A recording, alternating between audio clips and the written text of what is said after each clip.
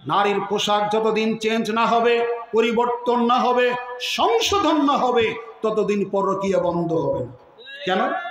নারীরা পোশাক পরবে, পোশাক পরার একটা উদ্দেশ্য আছে বাবা, আছে না নাই?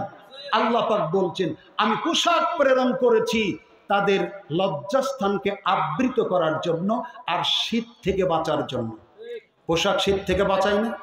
কথা বলেন, পোশাক শীত থেকে বাঁচায় না? পোশাক মানুষের সৌন্দর্য না?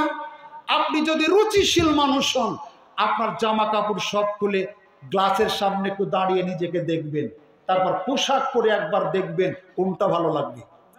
পোশাক পরা যদি খারাপ লাগে, মানুষ এত টাকা খরচ করে পোশাক কিনতো না। কথা বলেন, কথা বলেন। তাহলে যে পোশাক পরে লজ্জাস্থানে ঢাকবে না, এই পোশাক পোশাক নয়। আপনি কুকুরের দিকে দেখেন, আপনি শুকুরের দিকে দেখেন, আপনি গরু ছাগলের দিকে দেখেন, আপনি বানরের দিকে দেখেন, ইতর শ্রেণীর প্রাণী এগুলো, তাই না? কুকুর, শুকুর, বিড়াল, শ্রীগাল এগুলো ইতর শ্রেণীর মানুষ। তার দিকে দেখেন, একটা কুকুর দেহটা অনেক বড়, লেজটা ছোট, তাই না? একটা ছাগল দেহ অনেক বড়, লেজটা এতটুকুন, তাই না? একটা গাভী দেহ অনেক বড়, লেজটা চিকন ছোট। হাতি অনেক বড় প্রাণী, লেজটা ছোট। তারপর বিশাল দেহের অধিকারী এই পশু প্রাণীগুলি ছোট্ট একটা লেজ তার ইজ্জত ঢেকে রাখে। কথা বলেন, কথা বলেন।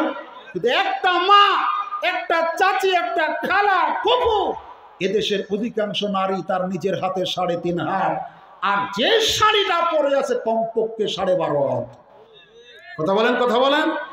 12 হাত থেকে 13 হাত লম্বা, আর নারী হলো তার হাতে 3.5 হাত। এত বড় শাড়ি পরার পরেও ওর noun, pronoun, adjective, verb, adverb, preposition, conjunction, interjection সব বাইরে থেকে দেখা যায়। এ নারী অসভ্য নারী, এ নারী ইতর নারী, এ নারী মূর্খ নারী, এ নারী জাহান্নামী নারী। যে পোশাক পরেও নারীরা উলঙ্গ থাকে, পোশাক পোশাক নয়। আর একটা মূলনীতি হলো পোশাক পরবে আমার মা, পোশাক পরবে আমার বোন, পোশাক পরবে আমার মা, চাচি, খালা, ফুফু, যাতে করে দুষ্ট লোকেরা তার দিকে না তাকায়।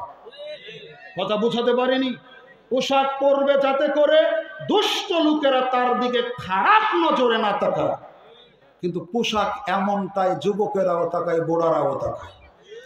পোশাকটাই যেন ধর্ষণের একটা কারণ, পোশাকই যেন পরকীয়ায় লিপ্ত হওয়ার একটা কারণ, পোশাকই যেন পরপুরুষকে ডাকছে এসো তোমার সাথে পরকীয়ায় লিপ্ত হই, পোশাকই যেন আহ্বান করছে আসো তোমার সাথে ধর্ষণে লিপ্ত হই।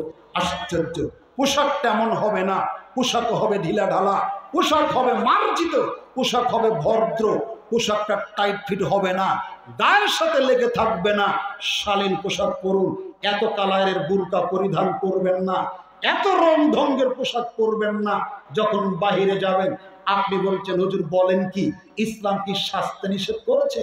জি না, ইসলাম এরকম সেকেলে ধর্ম নয়, অত্যাধুনিক ধর্মের নাম ইসলাম। ইসলাম শাস্তি উৎসাহিত করেছে, কিন্তু আপনার স্বামীর জন্য।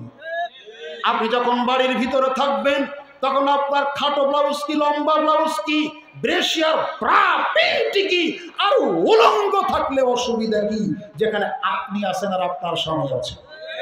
কিন্তু উলঙ্গ হয়ে বাড়িতেও থাকবেন, রাস্তাতেও ঘুরবেন, এটা হবে না। উলঙ্গ হয়ে বাড়িতেও থাকবেন, পথঘাটে ঘুরবেন, এটাও হবে না। উলঙ্গ হয়ে বাড়িতেও থাকবেন, স্বপ্ন পুরিয়ে তো যাবেন, এটা হবে না। অতএব জায়গা মতো পথঘাট অবলম্বন করুন, জেনা বন্ধ হবে, ধর্ষণ বন্ধ হবে, ইফটিজিং বন্ধ হবে। সম্মানিত উপস্থিতি, আপনাকে বলছিলাম পোশাক পরিবর্তন করুন।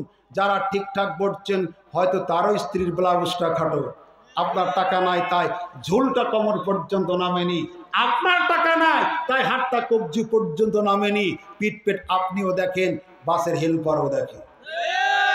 আপনার ভিতরে লজ্জা আনা দরকার। আপনার বউ আপনি দেখবেন, আপনি উপভোগ করবেন, আপনি তৃপ্তি পাবেন, আপনি মজা মারবেন। আপনার বউকে দেখে আপনি যতখানি মজা মারেন তার সাথে ভ্যানালারা বেশি মজা মারেন। আপনার ভিতরে লজ্জার উদয় যেদিন হবে সেই দিন পরকীয়া বন্ধ হবে।